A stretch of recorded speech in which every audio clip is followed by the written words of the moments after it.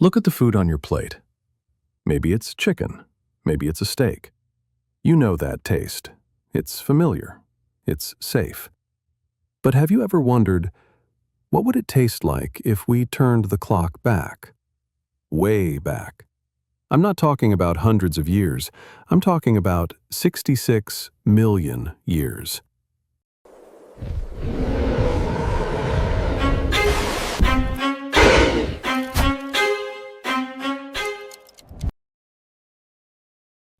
Imagine sitting down to a feast where the main course isn't a cow or a chicken, but a Triceratops or a T-Rex. Would it taste like chicken? Would it be tough like shoe leather? Or would it be a flavor entirely lost to history? Today, we aren't just looking at fossils. We are going on a culinary journey through deep time. We are going to answer the oldest question in the Book of Earth. Close your eyes for a second. We are leaving the present, going back to 66 million years. Open your eyes. The air here is heavy. Can you feel it? It sticks to your skin. It's humid, much more humid than the modern world. The temperature is hot, hovering around 85 degrees Fahrenheit, even in the shade. Take a breath. It smells distinct. There's no smell of grass because grass hasn't really taken over the world yet. Instead, it smells like pine needles, rotting ferns, damp earth, and something sharp, like sulfur from distant volcanoes. Listen, those aren't normal insects. That buzzing is coming from dragonflies the size of hawks. And that low thump, that vibration you feel in your chest, that's footsteps. We are in the Cretaceous period, and we are surrounded by the largest animals to ever walk the earth. But we aren't here to hunt them. We're here to figure out what makes them tick, and what they're made of. To do that, we have to look at the family tree. Here is the secret. Since we can't actually cook a dinosaur today, we have to look at their closest living relatives. This is called phylogenetic bracketing. Think of it like a sandwich. On one slice of bread, you have the crocodilians, alligators and crocs. On the other slice of bread, you have birds, specifically chickens, turkeys, and ostriches. Dinosaurs? They are the meat in the middle of that sandwich. So physically, dinosaur meat would likely be a mix of the two. But here is where it gets interesting. It depends on how the dinosaur moved. Muscle is meat, and muscle changes based on what the animal does. You see, white meat, like a chicken breast, comes from fast twitch muscles. Red meat, like a beef steak or a duck leg, is slow twitch muscle. It's used for standing around or walking for miles. It needs lots of oxygen, which is carried by myoglobin. That myoglobin is what makes the meat red and savory. So, let's look at our first course. The Tyrannosaurus rex. There she is, the queen, the T-Rex. She is massive, but she isn't a cow. She is a hunter. Scientists believe T-Rex was an ambush predator. She didn't run marathons, she waited, and then explode. She sprinted. Short, terrifying bursts of speed. That means the muscles in those massive legs and that powerful tail would likely be white meat. If you were to roast a T-Rex leg, it would likely look and texture closer to poultry. But not just any poultry.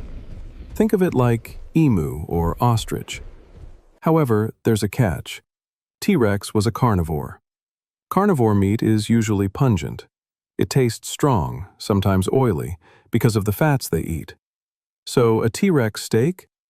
It might look like a giant turkey leg, but it would taste wild, metallic, greasy.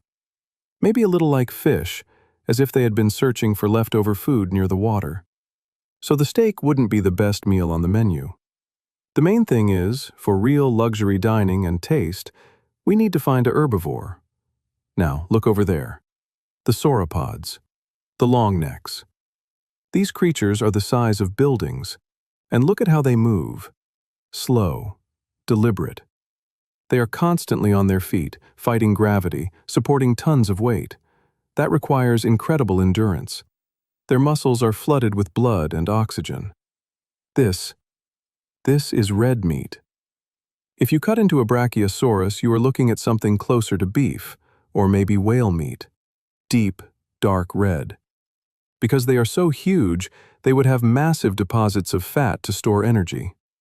Imagine a ribeye steak.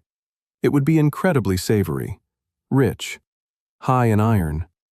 Some paleontologists even think the necks of these giants, which were constantly moving to reach leaves, would be a delicacy. Tough, but packed with flavor, perfect for a slow roast that lasts 3 days. If you were a time-traveling chef, this is the animal you would want to hunt. But what about the ones in the middle? The Triceratops? The Ankylosaurus? They aren't slow giants, but they aren't sprinting predators either. They are defensive. They are built like tanks. Their meat would likely be lean and tough, similar to a wild boar or a rhinoceros. You would need to stew this meat for a long time to break it down. It wouldn't taste like chicken. It would taste earthy, like the ferns and cycads they spent their lives chewing. The sun is setting on the Cretaceous. The shadows are getting long, and the predators are waking up. It's time for us to go.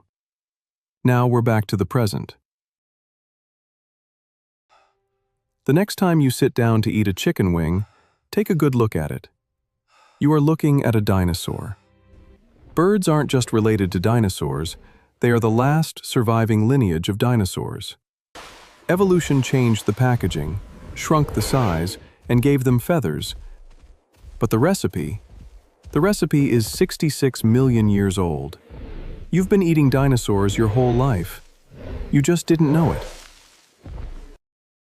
We've tasted the past.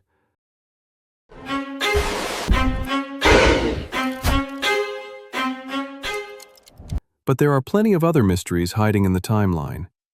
So, where should we travel next? Extinct Diary worked 10 hours to create this video, but subscribing will only take 1 second. So please subscribe.